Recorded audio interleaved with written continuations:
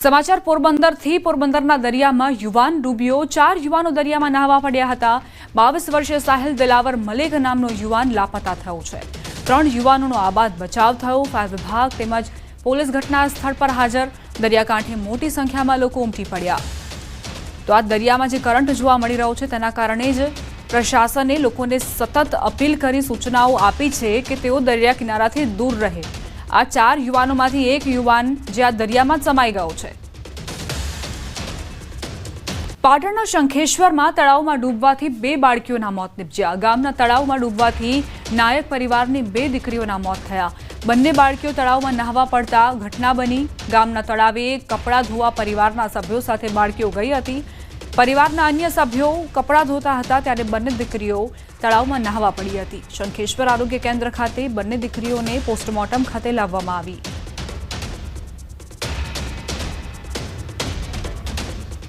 અમરેલીમાં પણ મેઘ સવારી આવી પહોંચી। અમરેલી સહિત 2 તાલુકામાં વીજળીના કડાકા ભડાકા સાથે વરસાદ ખાબક્યો। રાજુલા તાલુકાના ડુંગર, માંડલ, ડોળિયા સહિતના વિસ્તારોમાં ભારે પવન સાથે વરસાદ પડ્યો। જાફરાબાદ તાલુકાના વઢેરા, મિતિયાળા સહિતના ગ્રામ્ય વિસ્તારમાં વરસાદથી રોડ પર પાણી વહેતા થયા। આ દ્રશ્યો રાજુલાના છે। અહીં પણ કડાકા ભડાકા સાથે વરસાદ તૂટી પડ્યો હતો। રાજુલા જ નહીં પરંતુ ડુંગર, માંડલ, ડોળિયા, બાલાપર સહિતના ગ્રામ્ય વિસ્તારમાં ભારે પવન સાથે વરસાદ પડ્યો। રાજુલાના કોસ્ટલ બેલ્ટ વિસ્તારમાં વરસાદથી વાતાવરણમાં ઠંડક પ્રસરી। ભાવનગરમાં ભારે પવન સાથે વરસાદ તૂટી પડ્યો। અલંગ, ત્રાપજ, તણસા સહિતના ગ્રામ્ય પંથકમાં વરસાદ પડ્યો। વડોદરાના ડભોઈમાં પણ 4 દિવસથી હાથ તાળી આપતો વરસાદ આખરે વરસ્યો હતો। ડભોઈમાં વીજળીના ચમકારા સાથે વરસાદ ખાબક્યો। એસટી ડેપો, ટાવર બજાર, કન્યા શાળા, શિનોર રોડ પર વરસાદથી રોડ પર પાણી ભરાયા। સુરત જિલ્લામાં વરસાદની આગાહીથી ખેડૂતોમાં ચિંતા વ્યાપી છે। અગાઉના વરસાદમાં નુકસાન ભોગ્યા બાદ ખેડૂતો હવે ફરીથી પાક પલળવાની ભીતિ સેવી રહ્યા છે। ખેડૂતો તાત્કાલિક ડાંગર મંડળીમાં જમા કરાવી રહ્યા છે। મંડળી બહાર લાંબી લાઈનો નજરે પડી રહી છે। મંડળીના પ્રમુખે ખેડૂતોને ઝડપી વળતર મળે તે માટે સરકાર પાસે માંગ કરી। મિલરો દ્વારા ખેડૂતોને યોગ્ય ભાવ આપવા અનુરોધ કર્યો। મૂળદ મંડળમાં અત્યાર સુધી 19,000 ગુણોનો સ્ટોક જમાવ્યો। સહકારી નેતા દર્શન નાયકે મુખ્યમંત્રીને પત્ર લખી માવઠાથી થયેલા નુકસાનના તાત્કાલિક સર્વે અને વળતરની માંગ કરી। માવઠાથી ડાંગર, શાકભાજી, તલ, કેરી, કેળા, ચીકુ અને જાંબુના પાકને મોટું નુકસાન થયું, જેના કારણે ખેડૂતો પર આર્થિક સંકટ ઊભું થયું છે।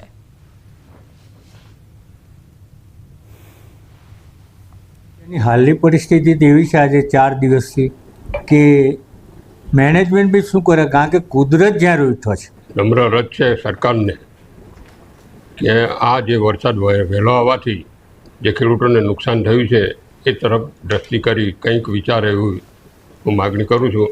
સુરત જિલ્લામાં છેલ્લા 4-5 દિવસથી વરસાદી વાતાવરણને કારણે છૂટક વરસાદ પડવાના કારણે ખેડૂતોના ડાંગરમાં મોટા પ્રમાણનું નુકસાન વેઠવાનો વારો ખેડૂતોને આવ્યો છે।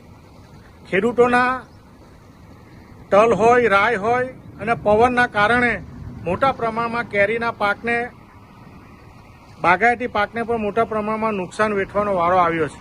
અમે માલમાં જે ઉપરની 5-10 ગુણો જે પલળી જાય છે તે પલળેલી ગુણો એમને કહ્યું છે। ખેડૂતો સાથે અમારે વાટાઘાટ કરી છે અને એમની સાથે વાત કરી કે ભાઈ તમે જે આ પલળેલી ગુણ છે તે પાછી લઈ જાઓ અને બાકીનો સૂકો માલ જે છે તે અહીંયા આપણે લઈ લઈએ છીએ। દરરોજના જે અમારી 15,000 ગુણની આવક હોય તેના બદલે અત્યારે 7-8 હજાર ગુણની આવક છે। એટલે અત્યારે તો અમને નુકસાન જ છે। અમે જે ધારી છે 2-2.5 લાખ ગુણ આવવાની, તેમાં કદાચ અમને એવું લાગે છે કે ઓછી ગુણો આવશે। સુરત જિલ્લામાં વરસાદે વિનાશ વેર્યો છે। ભારે પવન સાથે વરસાદથી ખેડૂતો પાયમાલ થયા।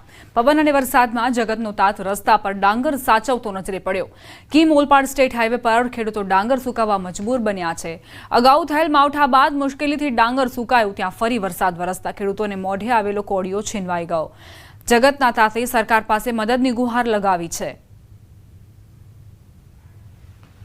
મિલો ડાંગર લેવાનું બંધ કરી દીધું છે અને સહકારી સંસ્થાઓ જેવી કે એપીએમસી ને એ બધા પણ અત્યારે ડાંગર લેતા નથી। આવા સમયે ખેડૂતે ક્યાં જવું?